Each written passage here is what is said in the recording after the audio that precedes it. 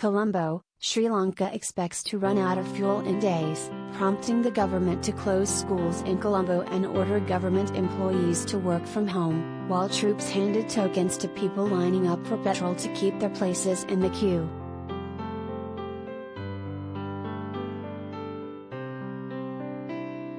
Sri Lanka is suffering its worst economic crisis in 7 decades, with foreign exchange reserves at a record low and the island of 22 million struggling to pay for essential imports of food, medicine and, most critically, fuel.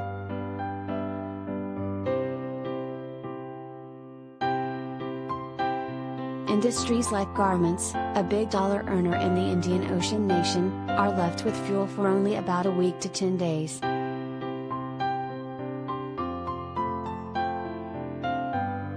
Public transport, power generation and medical services will get priority in fuel distribution, with some rationed to ports and airports.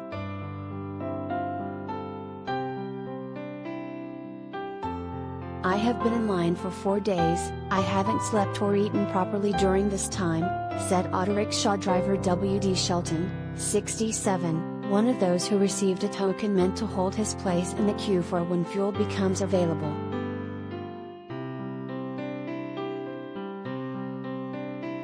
"We can't earn, we can't feed our families," added Shelton, who was 24th in line at a fuel station in the center of Colombo, but set to stay there as he had no petrol for the journey to his home just 5 kilometers, 3 miles, away.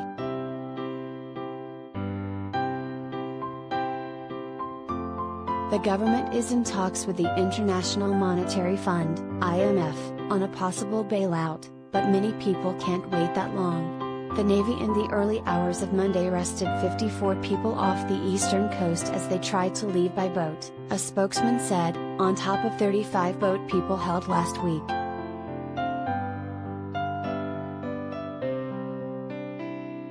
Embattled President Gotabaya Rajapaksa's elder brother resigned as prime minister last month after clashes between pro- and anti-government protesters spiraled into countrywide violence that left 9 dead and about 300 people injured. An escalation of the fuel shortage could lead to a fresh wave of demonstrations.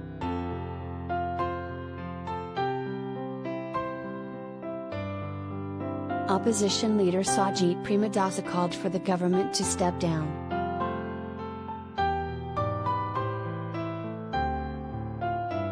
"The country has collapsed completely due to the fuel shortage," he said in a video statement. "The government has lied to the people repeatedly and has no plan on how to move forward."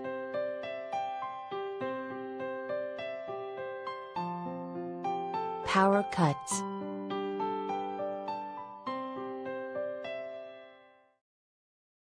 The government fuel stockpile stands at about 9,000 tons of diesel and 6,000 tons of petrol, the power minister said on Sunday, but no fresh shipments are due.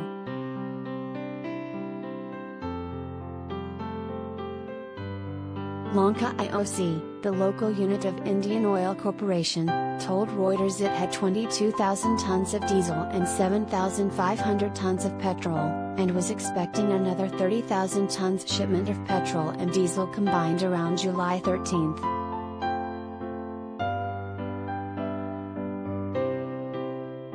Sri Lanka consumes about 5,000 tons of diesel and 3,000 tons of petrol a day just to meet its transport requirements, Lanka IOC chief Manoj Gupta told Reuters.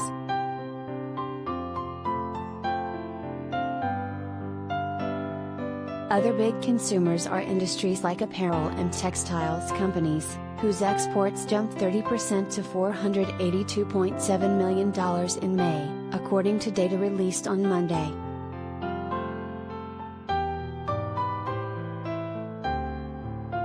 "We have enough fuel for the next 7 to 10 days, so we are managing," said Johan Lawrence, Secretary General of the Sri Lanka Joint Apparel Association's Forum.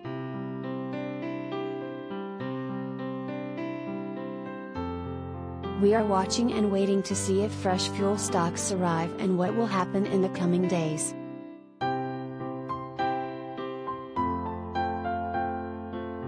Sri Lanka's power regulator said the country was using its last stocks of furnace oil to run multiple thermal power plants and keep power cuts to a minimum.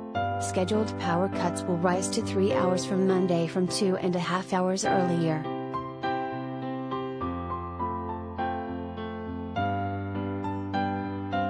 We are hoping to keep power cuts at 3 to 4 hours for the next 2 months, said Janaka Ratnayaka, chairman of the Public Utilities Commission of Sri Lanka.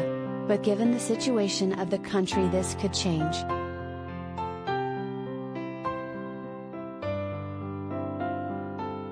Financial help.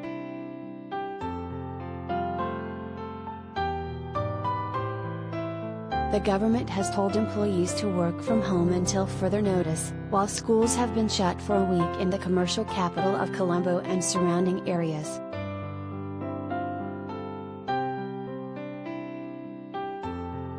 Fuel station queues have grown rapidly since last week.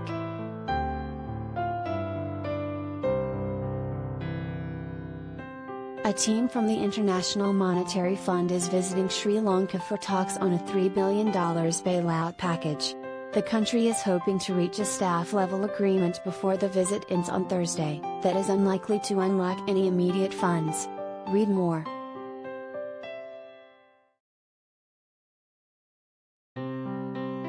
It has received about $4 billion in financial assistance from India, and the Sri Lankan government said on Monday the United States had agreed to provide technical assistance for its fiscal management.